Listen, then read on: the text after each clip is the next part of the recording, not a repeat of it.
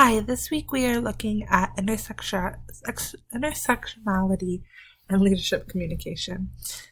The first question is, what does an intersectional and inclusive approach to leadership communication contribute to our understanding of effective communication practices in leadership positions? Now that's a bit wordy, but first looking at intersectionality, it's the overlapping of identities like being African American and a woman, or being Mexican and a woman, for example. Women with these intersections are going to lead in different ways based on their worldview or culture. It also becomes an issue that these women are also not viewing themselves as leaders. They are more viewing themselves as leaders in training, or that they will one day have the skills to be a good leader. But they are not viewing themselves in these leadership positions. And I think that goes into the second question: in what ways has previous communication theory on leadership incorrectly universalized the experience of women? White cis men have been like the normal default for leadership from the majority of history. And unfortunately, women's struggles or their thoughts and feelings are just not talked about in history class. They're more pushed to the side and not talked about. And I think it would be beneficial for women and even women of color. The only person I can even think about that has been talked about in history that could be a strong woman of color leadership role model would be Harriet Tubman. But women are often grouped together and stereotyped for just being a woman, and we're often women are looked at not being assertive enough and not having masculine enough qualities to be adequate enough for a leadership role. And that's at least how they're even viewing themselves, since women of color haven't got to see themselves represented in leadership roles, whether in history or even now. Because even now, women of color and women are a huge majority of the task force, but they only occupy a small percentage of leadership roles. And also, it doesn't help then when you add that layer of intersectionality and you're also being stereotyped for being a person of color. Because I know, obviously, a white woman's still going to be looked at differently if she's acting like a man. But even so, a man of color and a woman of color, the man probably doesn't need the validation. It was actually in the case study that the man of color doesn't need validation, and he doesn't need someone to tell him that he's doing a good job and that he's being a good leader, because he just already feels like he is and knows that he is, and has seen through history and through other examples of male leadership that he is doing a good job and that he can be a good and effective leader. But women don't have that to fall back on. They may have someone in their life that tells them that they're being a good leader, and sometimes they don't even believe that themselves. They can be told, hey, yeah, you are great for leadership. Everyone always comes to you. Everybody always asks you for help. You would be great in a leadership role. And they can still be like, are you sure? Yeah, everyone comes to me for help, but I don't feel like I am good for a leadership role. And that's just the lack of confidence that they have in themselves, for not seeing themselves represented and not having that support. A man does have support more than a woman does, as we've kind of seen through the case studies and stuff. Just to kind of go back to the first question for a second, I was looking at the case study about Mexican Americans and Latino women, and how they use their leadership communication as definitely like one of their big ones is listening, and listening to their team and how their team interacts and the feedback from their team to better enact the change that they want from their team. And I definitely think that is a big thing that men definitely sometimes do not have a strong grasp of, but women definitely do, actually listening and taking that feedback and then actually using it to make the situation better and be more effective in how they are communicating with their team and how they're interacting with their team. Oftentimes men do not listen, and you can try to tell a man something and he will still just, yeah, and then just not like listen to you. So I definitely found that to be interesting. And that is an effective communication practice that a lot of people don't quite realize is effective communication practice, that listening can definitely be really effective and definitely much needed when you want to have a good leadership communication style in the position that you're in. Just to kind of quote right directly from the case study, they use communication as their tool to motivate, inspire, and persuade, and to move others in efforts to improve social and economic justice. In other words, communicating leadership for these individuals constitutes a focus on others and not on me.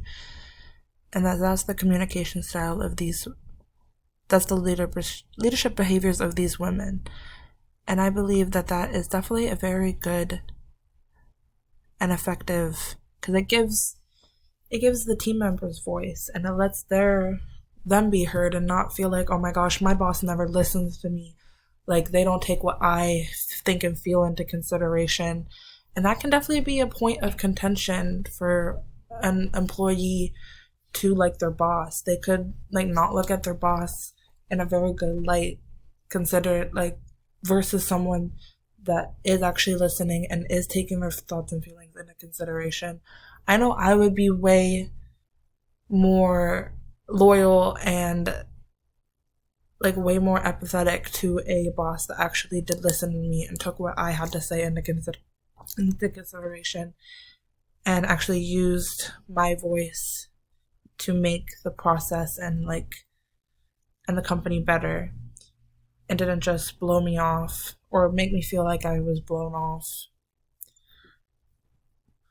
And then the last question we have: what do each of our case studies from this week seek to add to the understanding of women's experience in leadership communication theory? I think the one case study about the I am a good leader versus like that one, what's the name real quick? I am versus I will be a great leader. I really loved the sister stories that they talked about in this case study, how the women of color viewed themselves versus how the men of color viewed themselves, and how the women needed that validation and they only saw themselves as like leaders in training, and they sometimes saw how they could exhibit leadership qualities, but they didn't think that they did it good enough to be like considered a adequate leader. And I think that definitely shows how we need to continue to work to show women that you can still be a leader and still be working on yourself and working on how your leadership is.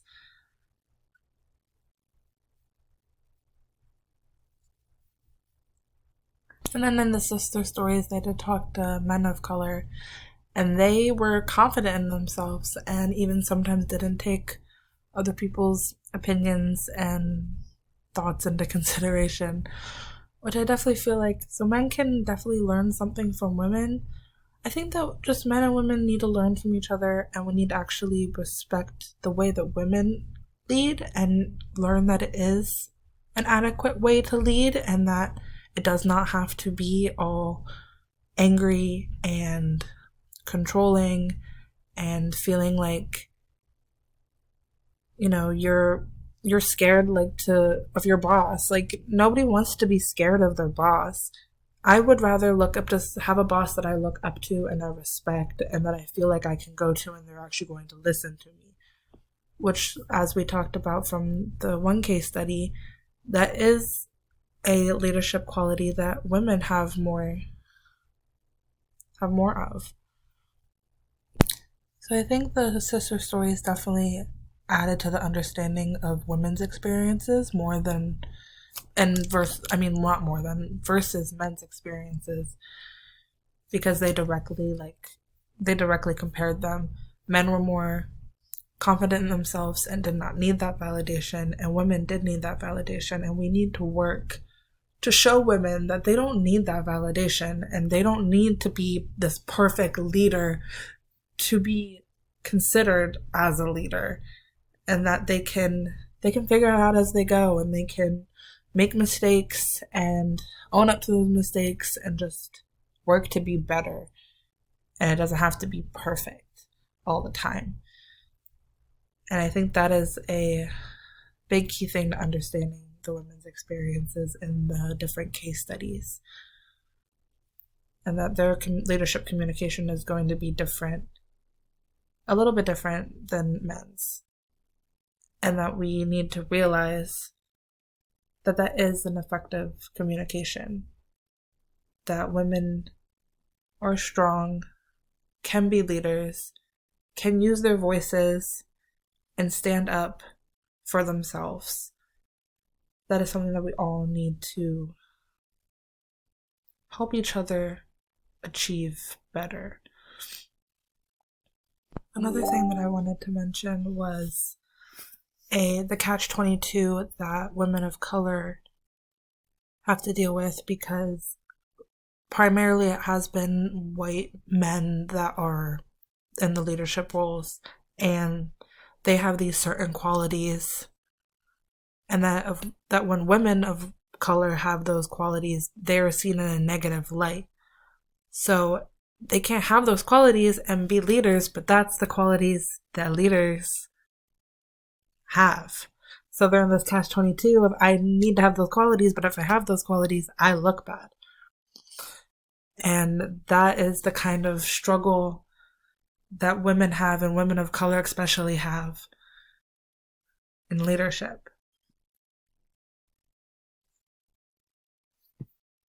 I hope that we can continue as a generation and as a community, even across generations, that we can all come together and realize that women can be effective leaders, and that it's not just this black and white. These traits are definitely leadership qualities. This is how a leader must be kind of mentality, that there is way more aspects to it than some people realize, that it's not just cut and dry, black and white, that there's this intersectionality, this complexity to it, that people are going to be different. They're going to lead differently, and some people are going to like the way that other people lead over some people. But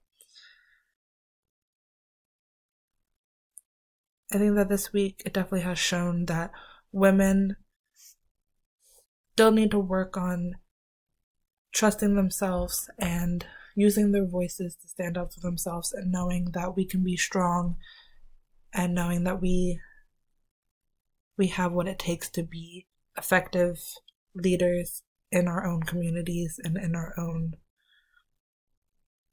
workspaces. Thank you.